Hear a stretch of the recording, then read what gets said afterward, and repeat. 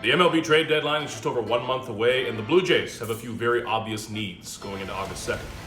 My name is Mathesson here in Toronto, and this is the Beat Report. First up, we have the bullpen. Now, at this time of year, most contenders want to improve their bullpen. Recently, the Blue Jays have shown us that they need to.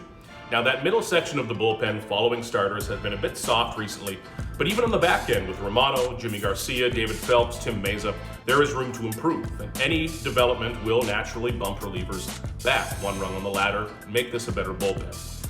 Now, what we saw last year on this day, June 29, was the trade for Adam Simber. A week later was the trade for Richards, who did help in 2021. If there's a way for the Blue Jays to jump that market again, they would love to, but again, everyone is after bullpen help. Next, we have the starting rotation for the Blue Jays, and this could be more of a depth situation where they're looking to add. And think back to 2020. Taijuan Walker, Ross Stripling, Robbie Ray, who at the time was not yet Cy Young Robbie Ray.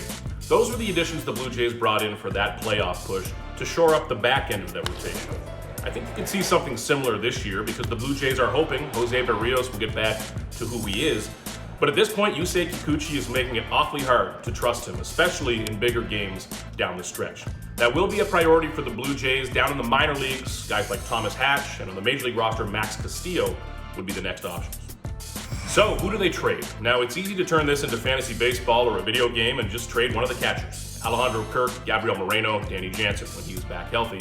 But we've seen recently how big of an advantage that can be. Just yesterday with Kirk coming off the bench late in the game and sparking a rally for a walk-off. Now, the Blue Jays do have some prospect capital left for Relvis Martinez, who they'd love to keep, Jordan Groshans, who could be an option, but a lot of their pitching is a bit younger, 19-year-old range that's a little further away from the big leagues. One thing to keep in mind, though, is that the Blue Jays should have room to take on money if they choose, and that's something they've done pretty successfully in the past. For more coverage right up to the trade deadline and the playoff run, keep it here on MLB.com and MLB Network.